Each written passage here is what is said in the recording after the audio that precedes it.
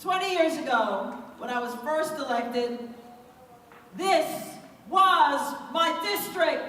This was my district. I didn't even remember that this is where we were coming to. And you know what they said back then? There's no way that she can win it. Well, folks, we're going to do it again. We're going to win it again.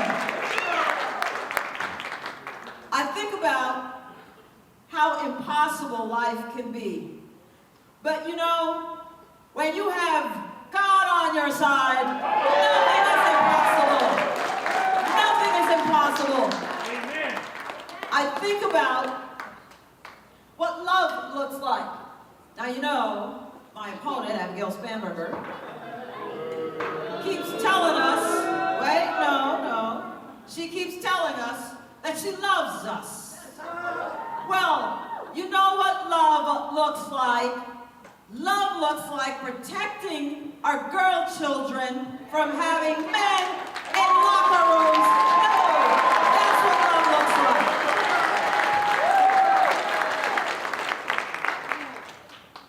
And it was so difficult on the debate stage for her to say that. It's like, Abigail. And here is the problem. When I asked her, Abigail, what if your little girl came crying home because of the vote you took to force her to undress in front of males in locker rooms? What would you do? And she was silent. The problem was her girl was sitting right out there in the audience, and she probably was thinking, Mom, say something, Mom. That, my friends, is not governor material. She's wrong for Virginia. She's wrong for Virginia.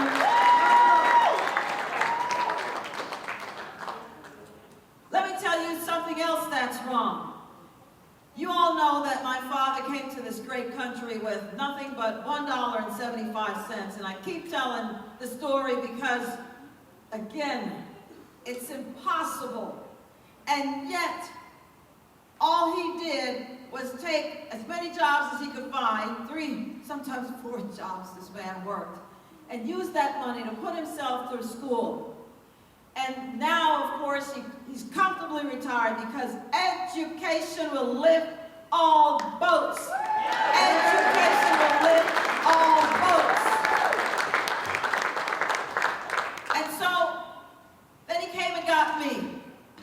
And now here I am, second in command in the former capital of the Confederate States.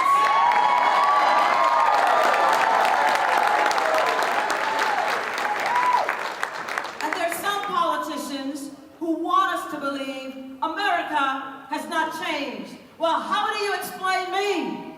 How do you explain me? And that's what the Democrats are afraid of. That's what the Democrats are afraid of. Because some of them, they want to keep fighting the Civil War. I don't want to live like that. Who wants to live like that? Because, exactly. What they do is they start trouble, and then they roll in like a cavalry to come and save us. Well, I don't need you to save me. I need you to get out of my way so I can do what I want to do.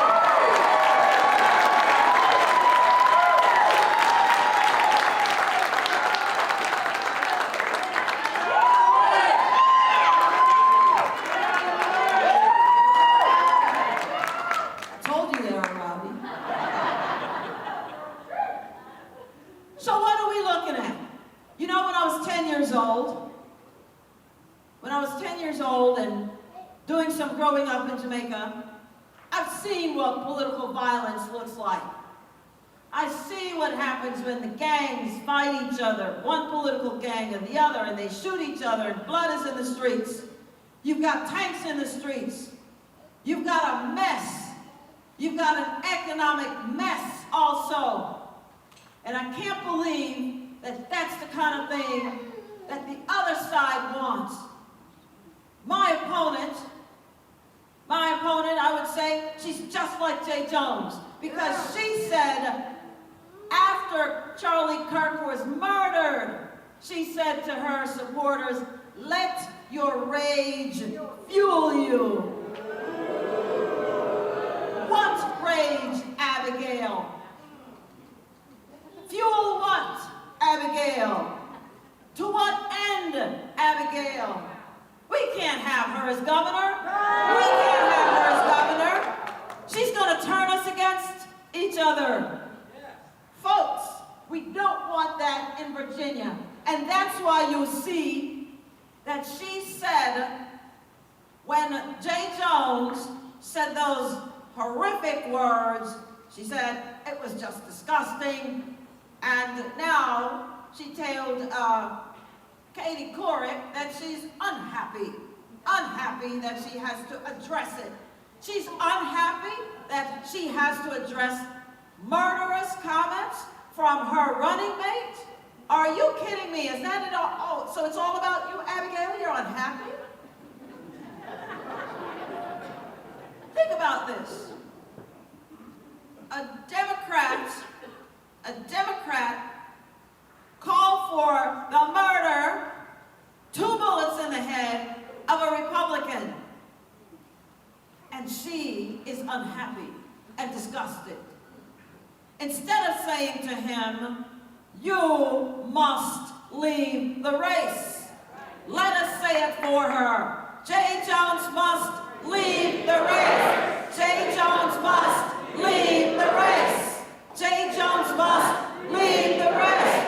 But no, that was difficult for her because she is cunning and she's thinking about her political future, not about us, Virginia.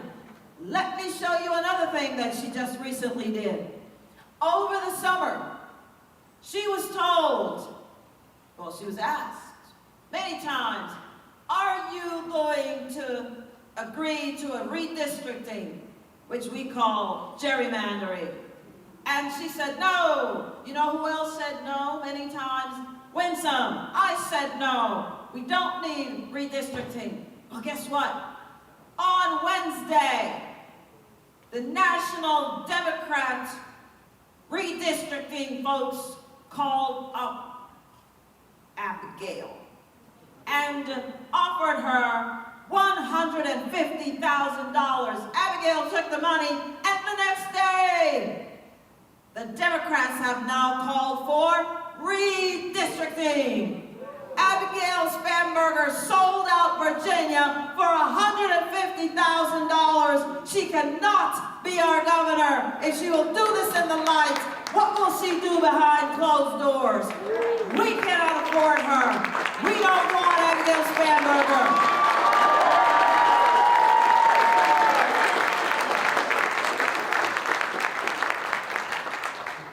I think about so many things about Abigail, and I wonder about her. I really do. Because she also says she's going to make sure our energy costs go down. Oh, but you're smart, you see. It's really Abigail. Because, you know, the Virginia Clean Economy Act was passed by every single Democrat in the House and in the Senate. Every single Democrat. And Abigail supported it. And let me tell you what it's doing. It is raising your energy bill. And wait till next year when you see that thing rise like you never believed. Now, I'm married to a vampire. I'm telling you the truth. Because every time I turn the lights on in the house, he turns it off. And so when I saw my bill was $250 the other day, I said, how? I can't even turn the heat on. He turns it off. Turn the AC up. He turns it down. But let me tell you, on Southwest, they're suffering. They have $800 bills all the way up to $1,600, and winter is coming, and they're wondering, what are they going to do? Are they going to pay the electric bill, or are are they going to pay for their medication? Are they going to pay the electric bill or buy groceries or pay the rent or the mortgage? And Abigail, she's Johnny on the spot, and she's running ads out there and saying, I am going to save you.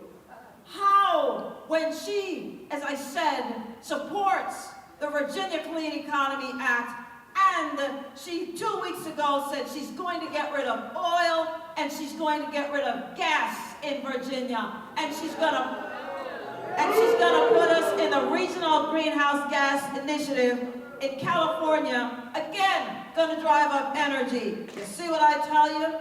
They start the trouble and then they roll in like they are the ones who are going to save us.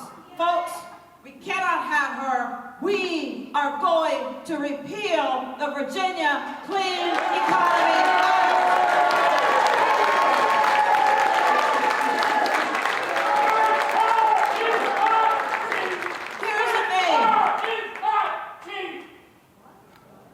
Here's the thing. What we cannot have is someone who continues to lie to us. We cannot have that. We've had enough of that. We need somebody who's going to bring us together, and that's why one of my favorite songs that I ran on when I ran for Lieutenant Governor is Psalm 133. How good and pleasant it is when brothers, and I'm going to add sisters, when brothers and sisters live together in peace and harmony, but you've got politicians who create problems and want to live in the past and won't let the wounds heal. They keep pulling off the scab, pulling off the scab. Remember when? No, we try to go forward. This next election is not about the next 4 years. This is about our children's future and our children's children. And that's what we want. We want to keep our own taxes in our own pockets. Abigail says she's going to increase your taxes. We want to make sure that we're safe and secure in our own homes. Our children can walk the neighborhoods, but Abigail says she's going to defund the police and get rid of their qualified immunity because that's how she voted. That's how she voted, and she took thousands of dollars from AOC's PAC that said, sign here that that's what you're going to do. And then she voted to keep the borders open. And fentanyl was coming across the borders, killing 5 Virginians every week because of her. Sex trafficking was coming across the border, child trafficking, every bad thing. And now she's going to help us? No. We found the number 3 MS-13 gang leader right here in Virginia. Trinidad, every single gang you can think of. And Abigail voted not to send those who are criminals and illegally here home. 4,000 of them are here. Guess what? They're in some form of deportation status. Get out of here! Get out of here! Get out of here! I'm telling you, she doesn't make any sense. I am for common sense. Abigail is for nonsense.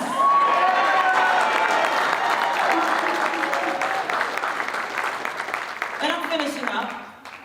Folks, you know, we've got a good economy happening in Virginia. I mean, you heard the governor announce, for example, AstraZeneca is coming to Virginia. $4.5 billion investment. 4.5. Earth, $3.5 billion. And then Eli Lilly, the most recent. There were 400 applications from 46 other states. Governor, you know how this works. 46 states wanted them. And they said, no, we're coming to Virginia. Coming to Virginia. $5 billion. That's like somebody shows up with a lottery ticket and says, Who will get it? Will it be you or will it be you? And Eli Lilly said, $5 billion to Virginia. Folks, those are jobs. Those are lives that are going to be changed. Those are families who are going to create generational wealth. That's what this is about. Abigail was never part of any of this when it was happening. We've been doing the work. She's been in Congress. She's going to need on-the-job training. I don't. I am ready to take command on day one. On day one.